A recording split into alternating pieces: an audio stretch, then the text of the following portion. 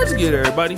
It's your boy, O'Shea Duke Jackson, back at it again with another episode of The Celebrity Jump. Yeah. Team.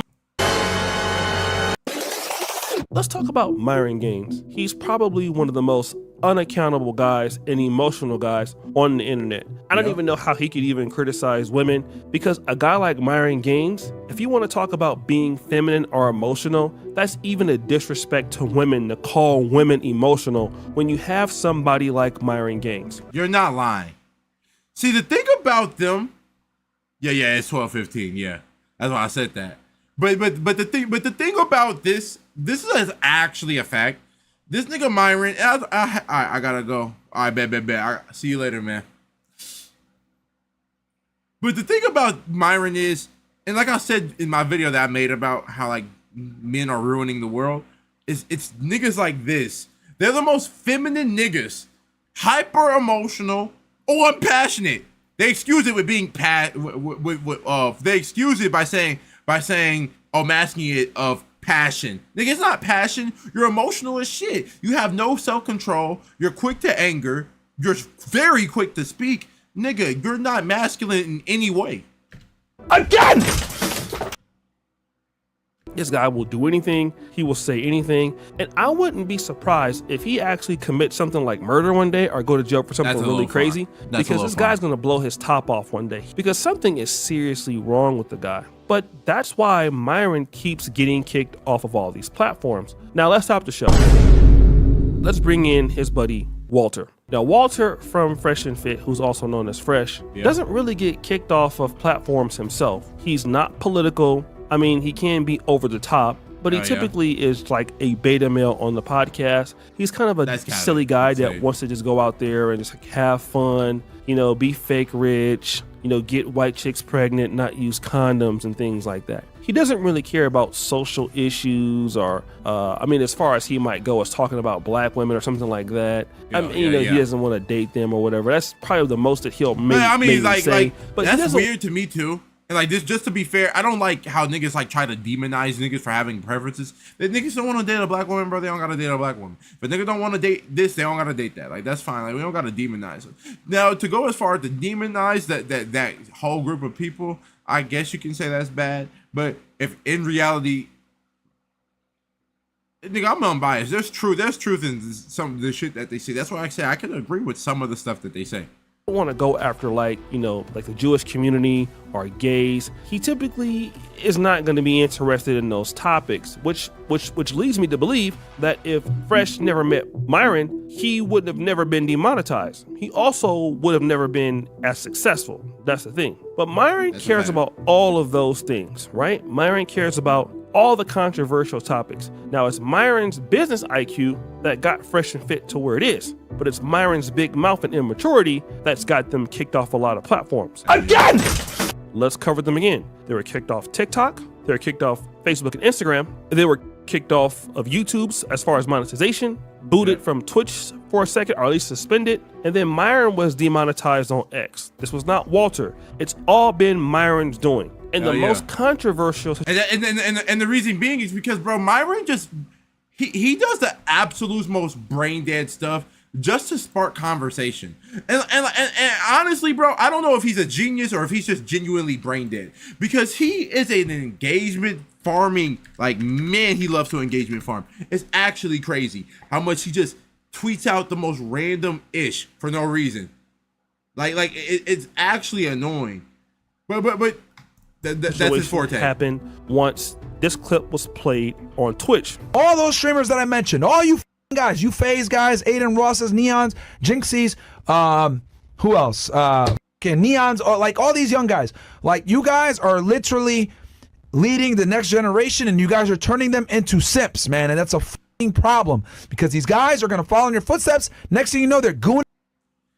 I agree with Myron here, but not to you're turning him into Sims. I do agree with that though. Like, there is an agenda, a push of like for example, like that nigga Dabo, right? The nigga that loves Cardi.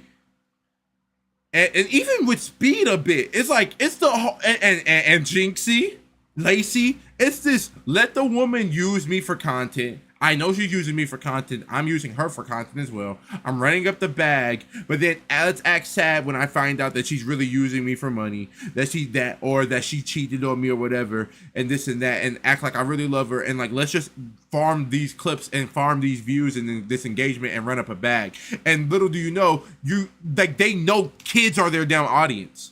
That's my issue. Children are their damn audience, and they know this. They recognize this. They recognize that children are their audience, and you know that they're parasocial as shit and impressionable as shit. So they're really falling for the bait. But as long as these niggas get their bread, they're fine with it. I do agree with Myron on this point, but then the counter argument is, nigga, you're just leading them back down to being hateful towards women, to hate women, and to be not misogynistic, but to be womanizers, constantly looking for sex and pleasure, untamed, constantly looking for poly relationships, not understanding how to commit to one wife, constantly being money hungry. Nigga, you're not the knight in shining armor either. That's the problem. Went into 304s and they become addicted, and then they don't have they don't have. Because nigga, you're talking about, oh, you're bringing on 304. All you do is bring on OnlyFans girls. Let them shout out their Instagrams. Let them shout out their OnlyFans, and you constantly ram in the fact that they be hoes, they be on OnlyFans and selling their body and stuff, and then you link them into your description, nigga. You're just as bad. Trust me, your audience that's making fun of them while they're on live and shit, they're going to those girls' Instagrams and gooning. Nigga, they're gooning. The ability or the confidence, right, or the motivation to go out there and forge real fucking relationships with women or understand what it takes to be attractive, and they're just whacking off to porn all day. It's a fucking problem. This is a real issue. And then they suffer from erectile dysfunction, and it has a whole bunch of other problems that come down the line. And the problem is that these Twitch streamers, they bring these girls on and they pedalize them, they get into relationships with them, and the worst part is they make it where it's acceptable to wife up. Let me be very clear about this. You never, ever, ever wife up promiscuous women. They will ruin your f***ing life, you f***ing dumbasses. So this got them suspended for a week, and Alba and Preach weighed in on it. They got reinstated. The funniest thing happened. So the ban happens, right? Myron goes on this rant about like simps or whatever it is. I guess during it, I think Walter may have said something that he shouldn't have said, one of the words. And so they start arguing about who got them banned. Yeah. But then Myron decided to not take any accountability for the issue. He decided that he would blame Fresh for it. Simp too many times, man. Simp? Yeah. Bro, what did you expect? You can't do this on Twitter. Fred told you this. Okay, repeal the 19. Women Listen, can't I am vote. glad Women can't vote. Castle Club is now the real frontier. Let's Castle Club, let's go! Let's go! My Castle Club, let's go. Yeah. But yeah, it's fine, bro. We'll just stick to Rumble at Castle Club. That's it. That's funny shit, though. Told you. Chat update. It's a 7-day suspension for hateful slurs is what it says. So Could have been anything. 100% that's what it You was. think so? 100% because you said I don't know, man. He said F streamers, simps, comedians. it's. I guarantee you, it's Which final? because simp isn't a hateful slur. It's, Let's I find out. promise you, bro. Let's find out. I literally have. Wait, is this? This is crazy. Is it Fresh that got us banned? Nah, bro. Don't put it on me. We ain't putting no. And this was not a joke. You can hear people in the background saying, "Hey, Myron, no, this is your fault. Like you always get people demonetized." Exactly. And Myron was like, "Nope, that's not me. That's someone else." And you would think that he was actually joking, but no, this is really what Myron does. Like Myron is not a smart guy at all. No matter what he believes that he is, he just can't be. There's no way you can literally be this stupid and have no level of cognitive ability. You can though. When you constantly have these loser niggas in your as your audience, constantly bolstering your head up, when you get promoted too quickly by the world, that's what happens, nigga. You lose sight and you become blind to your idiocy. That's not even a word. To your stupidity. You become blind and you start to think that what you say, your word is Bible, your word is bond, your word is the word of God. And it's just not. But Myron doesn't care. Because honestly, niggas don't really, his audience doesn't challenge him too much. And when he does, he just calls him stupid, blah, blah, blah, blah, blah. And Fresh doesn't challenge him. He's surrounded by yes men. And he, because of his physique, his money, and I guess his luck with the women, niggas are too scared to call him out and be like, yeah, nigga, no, you're wrong. Understand that you're making your own mistakes and you're ruining everything yourself. And it's you're part of the reason why this damn podcast is falling apart. Nigga. It's someone else's fault when, something happens. It's not his fault, right? And when the Kevin Samuels beef came, which Kevin never publicly talked about for the most part, Myron blames Kevin Samuels for something that Kevin Samuels didn't even do. Let's check it out. All right, so here's the story. Basically, long story short, guys, what happened was there was an issue. I'm going to sum it up for your audience so that they don't get bored or whatever. But there was an issue between us and Kevin Samuels and the time slot. He wanted a certain time slot. We abided by it. We said, all right, cool, bro, no worries. And we were pushing our show back for the time slot. Then I quickly realized that it wasn't necessarily about the time slot. He just kind of didn't want to work with us anymore, and he didn't want to collab, which, I get it. I guess he might have thought that we were trying to infringe on his territory when in reality, we had two completely different types of platforms. He was bringing, older, more mature women on, one-on-one on Zoom calls, kind of consulting them, making fun of them. We were bringing on, young girl bimbos in Miami in person and roasting them. So it was a completely different lane. It wasn't the same. And Kevin was targeting mostly the African-American community. Maybe he felt like we're overlapping with him. That's fine. He's entitled to feel that way. But what ended up happening after that was, since we had this rift, right? He, when Abba and Preach started talking about us, he went ahead and did a collab with them right in the middle of the beef. Now, mind you, he had not done a collab with anybody that he had worked with prior to that. So he only did a collab with Abba and Preach because he saw it as, okay, this is a chance to go ahead and attack Freshfield while they're down. They're losing 40, 50,000 subscribers. Wow. Let's go ahead and, use this as an opportunity. Yeah, I know. But with that said, we had a lot of same friends. I did hang out with him on like one or two occasions, and he was a cool guy. I guess we didn't see eye to eye or whatever. And when I saw opinions, right? Yeah, and the ideas were fantastic. And at the end of the day, I'm gonna give the man his flowers. The only thing that sucks is that we never hashed it out before he passed away. And I was working on getting it hashed out, guys. I had reached out to Donovan to try to squash it or whatever, because I did have a lot of respect for Kevin. But I mean, I guess he saw us as an enemy or whatever.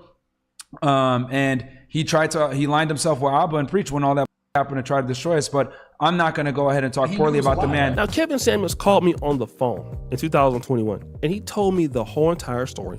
Kevin wouldn't have any real reason to lie, and I talked to Myron. Now, it's just that I wasn't the kind of guy to record conversations, but Myron admitted to spreading homosexual slurs about Kevin Samuels, saying the same thing about Abba and Preach, saying the same thing about certain content creators that refuse to come onto his podcast.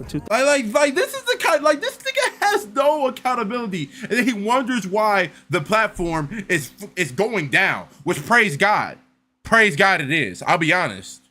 Now, if you were to change how you are, who you are, what you preach, then I bless it, and I hope it flourishes. I hope it prospers.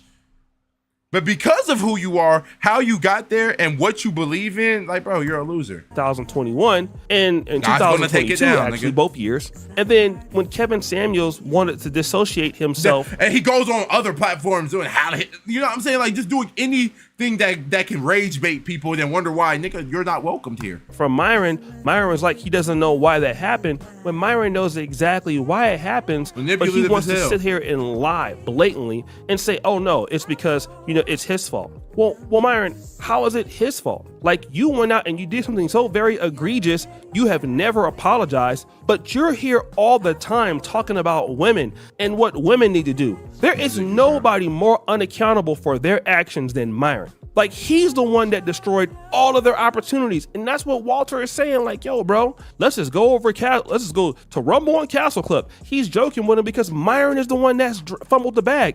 But the reality is that Fresh is such a weak content creator. Without Myron, he can't survive. survive. And you know, if he was good, if he was decent, he would be like, yo, bro, I'm out of this. I can go and make my life by myself. But Fresh doesn't work hard enough, nor is he talented enough to go out on his own. He needs Myron to think for him because he's going to ruin his life if he doesn't do so. That's the only reason why he stayed there. He's never seen so much success after working with Myron, and he's afraid if he goes out on his own, he's going to be worthless. Stop the show, which is most likely going to be true in this business because I don't think anybody will watch Fresh without somebody like Myron there guiding his entire life. But I'm done with this video.